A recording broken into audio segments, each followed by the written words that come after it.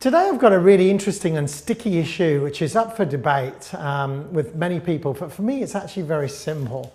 And this is all to do with the importance of cost of fundraising, otherwise sometimes known as ROI. ROI is kind of the opposite of cost of fundraising, which is the return on investment.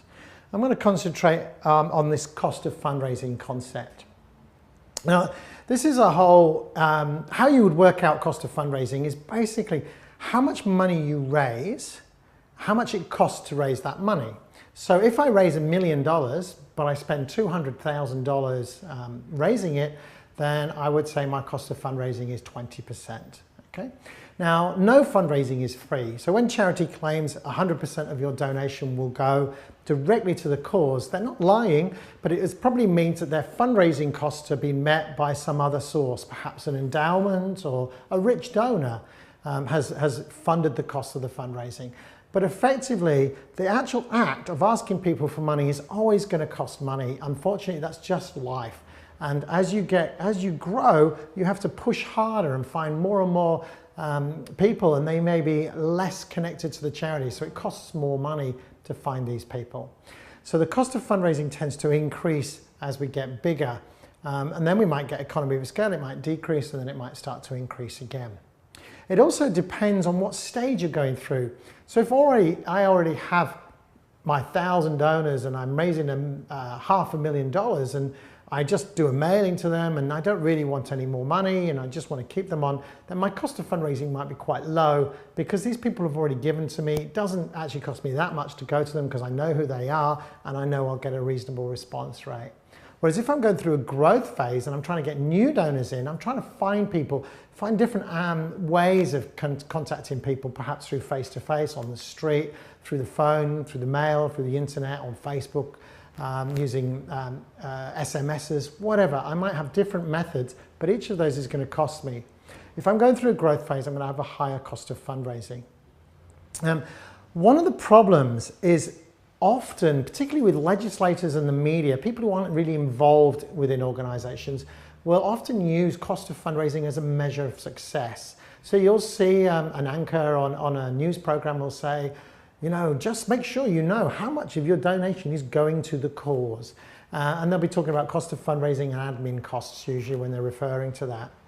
It can actually be a useful measure, but very specifically on some very specific types of activities. Like in donor acquisition, we might measure what the cost of fundraising is or the ROI is on acquiring some particular donors so that we can predict the future value and whether that was a worthwhile activity.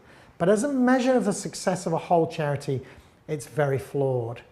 So different charities would have a different cost of fundraising at different times in their growth. What I'd like you to do is just think about your organization. You're obviously interested in fundraising because you're looking at this video, but what I want you to do is think about a charity that you support and how you support them. What do you think when you're thinking of helping that charity? What is an acceptable cost of fundraising for you? Would you be happy if they were spending 20% of your donation on fundraising? So you give them $100, they spend $20 on fundraising and $80 on actually helping the kids or the environment or whatever it is that they do. What would be the limit where you're not happy with that? 30% or 40%?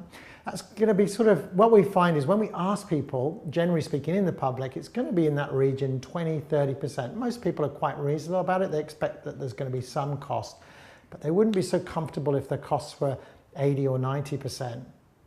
The reality though, we're just going to do a bit of reality check here. It's going to vary by the type of charity and how they behave and whether they've got a big endowment. So charities that say 100% of your donation is going to go on our cause, they're not going to be lying, but really all fundraising costs money, but perhaps the fundraising costs are being covered from an endowment or from a major donor or some other source of income. So the costs will still be there. They're just sort of not quite visible when they're talking about their cost of fundraising. So I've got an example of a charity which really illustrates the importance of cost of fundraising and why you shouldn't be too worried about a relatively high cost of fundraising. So I've got a charity. In 2003, they were raising about $500,000 at a cost of around $100,000. So their cost of fundraising was about 20%. Their ROI, you would say, was 5.0. Okay, so that's their ROI. And of course, ROI and cost of fundraising are a direct relationship. Anyway, in 2013, they'd done lots of activity and they were raising about 8 million at a cost of about 3 million. So a huge increase in costs, but a huge increase in income. Now, however you look at this, back then they had $400,000 worth of good. In other words, you know, there was this money that was the net of fundraising that they could spend. $400,000 of good. Now they've got $5 million worth of good, and that's every year. Even though the cost of fundraising here has gone, you know, it's a lot worse. It's, for argument's sake, it's about 40%, so it's much worse now. So their ROI has gone down to about 2.5. The cost of fundraising is 40%. So really, if you looked at that, some people would measure this and say this charity is better than this charity because more of your money goes on the cause. And that's technically true. But at the end of the day, this charity is doing a lot more good. And they're having to spend more money because they've got more donors, and generally it gets more and more expensive as you go beyond your immediate tribe.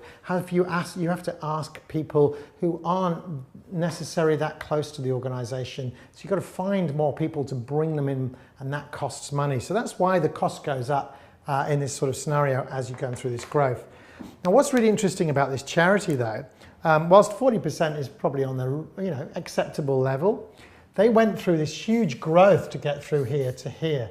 And back in about 2007 or 8, they might have been making about $2 million in gross income, but a cost of perhaps $1.5 million. So really their cost of fundraising was very high at about 75%, and their ROI was about, what's that, 1.25 or something.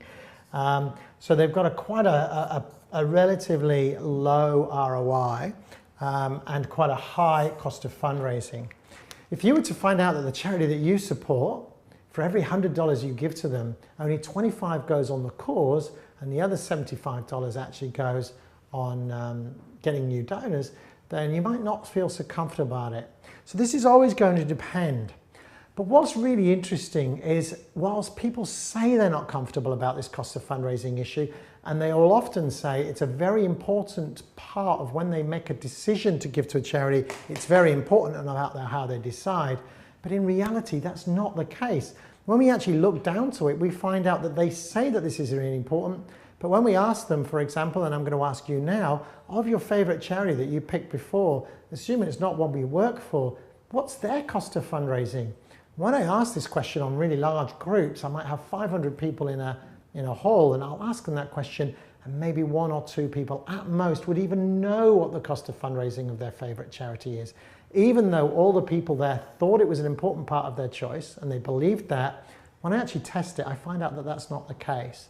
That doesn't mean that we should go around lying and not reminding people. We should put these things up on our website. My point is that most people won't know, and they'll never find out, and they don't really bother to find out.